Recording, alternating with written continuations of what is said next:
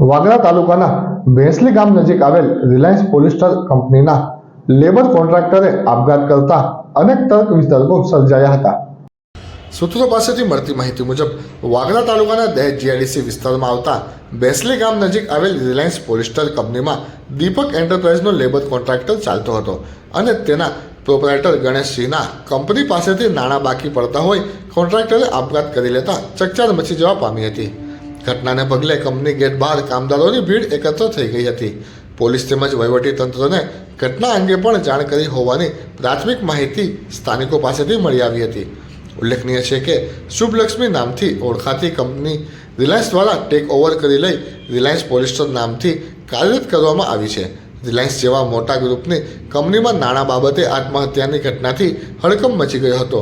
જાણવા મળ્યા મુજબ કોન્ટ્રાક્ટ હેઠળ કામ કરતા કેટલાક કામદારોના પગાર પણ અટવાયા હોવાની સૂત્રીય માહિતી સાંપડી રહી છે। પોલીસ કાર્યવાહી બાદ ઘટનાની વધુ વિગતો છતી થાય તેમ અનુમાન લગાવવામાં આવી રહ્યું છે।